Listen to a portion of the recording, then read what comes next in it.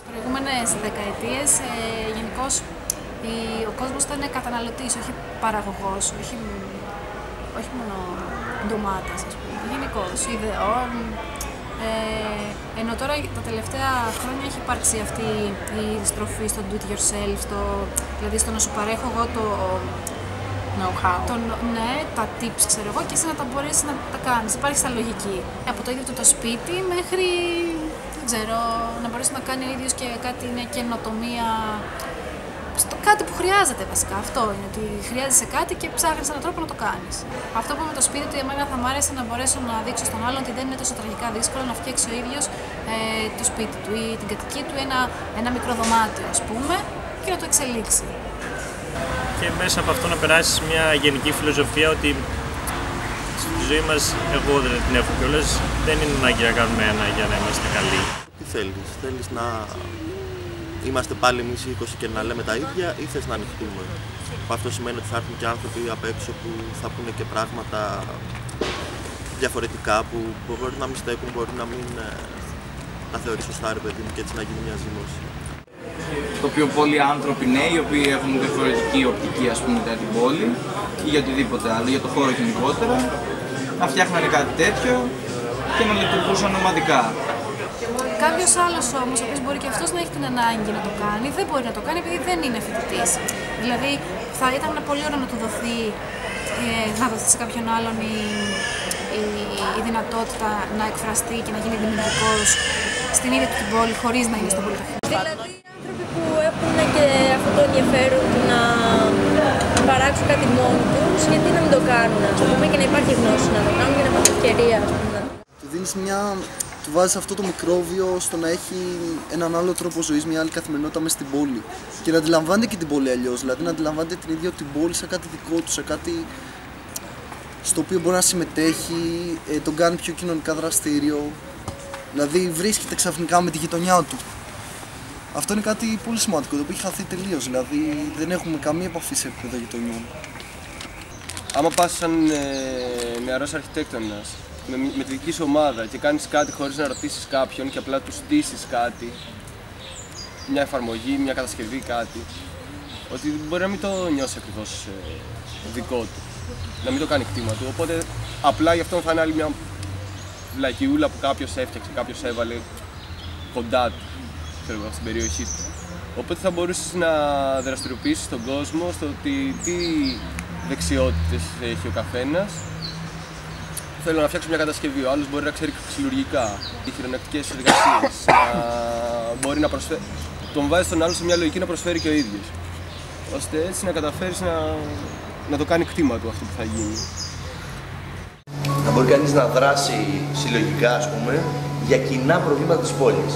Θα ήθελα δηλαδή με όλο αυτό να έρχεται σε άμεση επαφή με την κοινωνία, δηλαδή η κοινωνία να έχει τον πρώτο λόγο και εμείς αν θες έτσι πιο εξειδικευμένοι να μπορούμε να προτείνουμε πράγματα στα θέλω όμως της κοινωνίας, όχι στα θέλω τα δικά μας. Δηλαδή το πώς, ας πούμε, βλέπουμε την πόλη και πώς θέλαμε να την έχουμε την πόλη, σίγουρα η κοινωνία έχει τον πρώτο ρόλο και ο κάθε πολίτης ξεχωριστά, το τι ανάγκες έχει, οτιδήποτε άλλο, και εμείς να καλούμασταν να το φτιάξουμε αυτό. Οπότε ψάχνεις τις κατοικίες και οπότε τι θα μπορούσε να προσφέρεις στην καθημερινή ζωή αυτού που μένει εκεί και στα 2 λεπτά από το σπίτι του θα μπορούσε να του δώσεις κάτι ενδιαφέρον. Είναι να υπάρχει ένας χώρος όπου θα μπορούν να εργάζομαι εκεί, ας πούμε, και να εργάζεται εκεί πέρα και η Τίνα, η οποία είναι μηχανικός περιβάλλοντος, ή αντίστοιχα ο Χίψη, ο οποίος έχει την δική του ειδικότητα, να προσφέρω και να μπορούμε να συνεργάζομαι. Δηλαδή, χωρικά υπό την ίδια στέγη να μπορούμε να συνεπάρχουμε σε έναν μεγάλο χώρο, έχει ο καθένας το χώρο του. Π.χ. αυτό που παράγω εγώ το παίρνεις εσύ και το χρησιμοποιείς, ή αυτό που παράγεις εσύ το παίρνω εγώ. Δηλαδή, στην ουσία είναι σαν μια ανταλλαγή γνώσεων, ρε παιδί μου. Σου προσφέρω κάτι και μου δίνεις. Αλλά διάφοροι τέτοιοι μη εκμεταλλευόμενοι χώροι θα μπορούσαν σίγουρα με παρεμβάσεις μηχανικών, προτάσεις ουσιαστικές και συμμετοχή και διεκδίκηση από τους πολίτες να εκμεταλλευτούν προς τη βέλτιστη διαβίωση, τέλος πάντων. Θα μπορούσαμε να μαζευτούμε μια ομάδα ατόμων να αναλάβουμε κάποιους εγκαταλειμμένους χώρους, ας πούμε, στα Χανιά, που αυτή τη στιγμή είναι απλά ρύπανση, και να το φτιάξουμε, δηλαδή πρακτικά να δοκιμάσουμε κάποια πράγματα που έχουμε μάθει στη σχολή, πώς θα μπορούσαμε αυτές τις γνώσεις να τις δούμε πάνω στην πράξη, πώς να φτιάχνουν αυτοί οι χώροι, ας πούμε, που να μας σέβονται και διάφορες ομάδες από διάφορους κλάδους και να γίνονται μαθήματα, εργαστήρια, καλλιτεχνικές ομάδες να βρίσκονται, ας πούμε, να κάνουν τις συναντήσεις τους.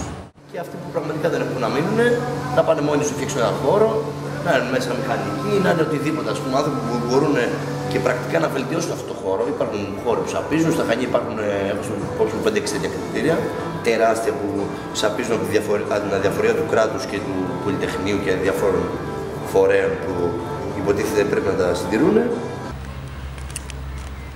Και να αρχίσει να δίνεις τουλάχιστον στον κόσμο λίγο κάποιους χώρους μέσα στην πόλη που μπορείς να πας να κάτσεις στο απόγευμά σου λίγο, να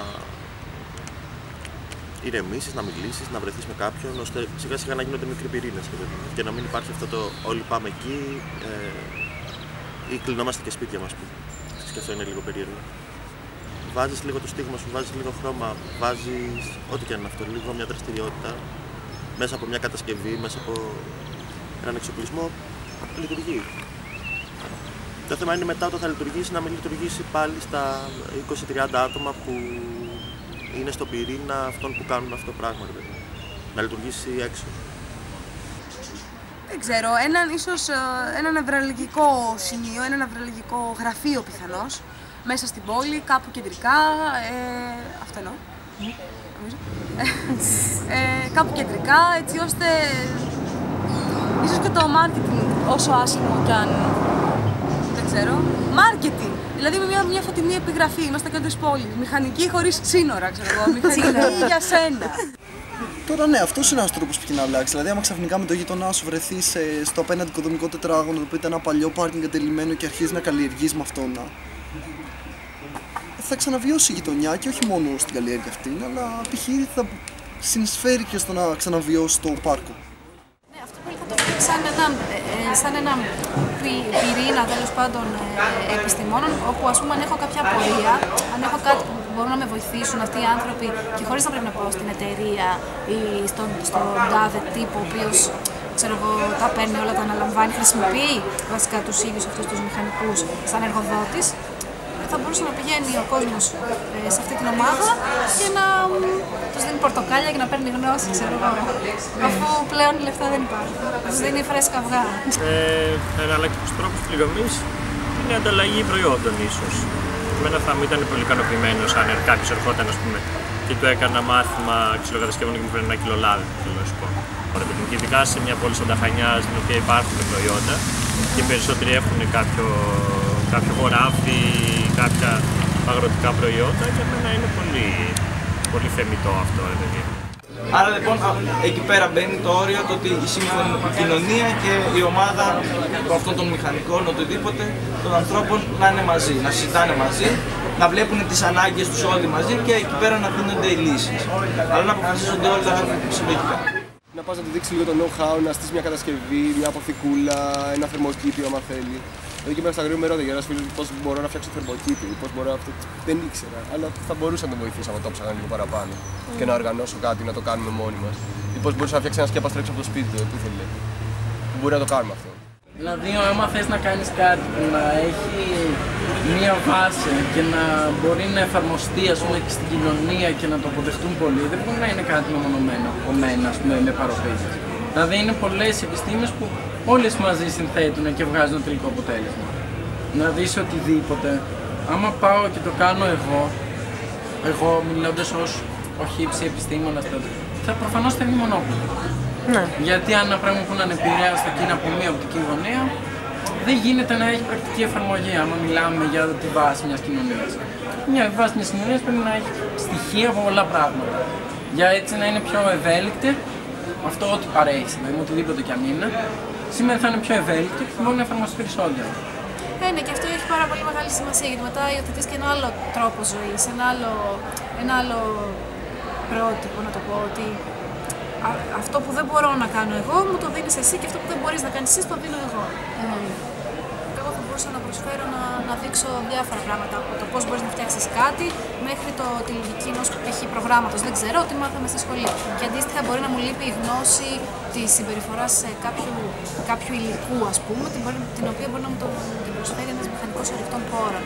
Ή μπορεί, ας πούμε, να μου λείπει η γνώση του πώς συμπεριφέρεται το πώς μπορεί να αλλάξει ένα κτίριο στις συνθήκες, στις καιρικές συνθήκες, οπότε να μου την προσφέρει αυτή ένας μηχανικός περιβάλλοντος. Σίγουρα σε αυτό που θα μπορούσε να γίνει σαν κοινό, εγώ θεωρούσα, θα ήταν ένας πολυχώρος ο οποίος θα γινόντουσαν από εργαστήρια αξιολογικής μέχρι εργαστήρια, ας πούμε, θεάτρου. Να φτιάξει ένα τεχνικό γραφείο το οποίο θα ασχολείται με εναλλακτικούς τρόπους ίσως δόμησης και επεξεργασία συνολικά, το τι μπορεί οι σχολές των Χανίων να δώσουν. Δηλαδή να υπάρχει ένα τεχνικό γραφείο στο οποίο θα γίνεται ουσιαστικά και έρευνα μαζί.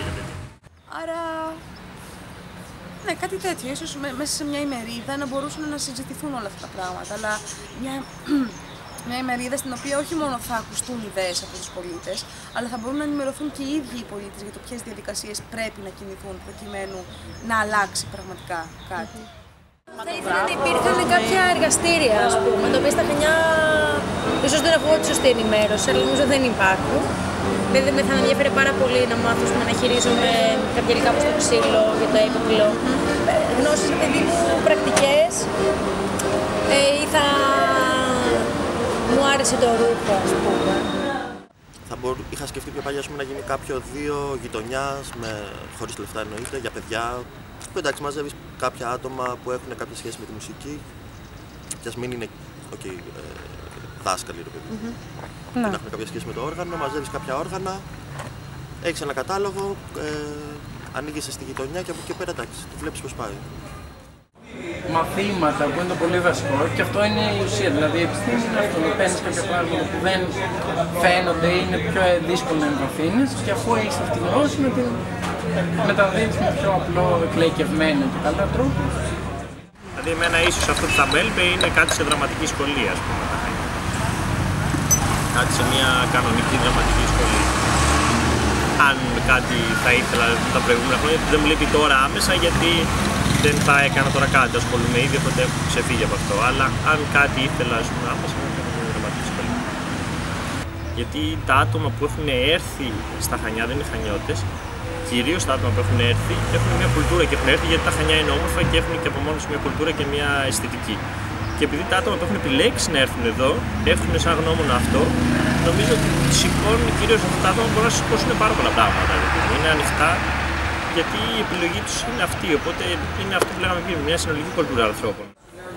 Τέλος πάντων, μπορούμε να συζητάμε και να εργαζόμαστε μαζί, δηλαδή κάτι τέτοιο αυτό.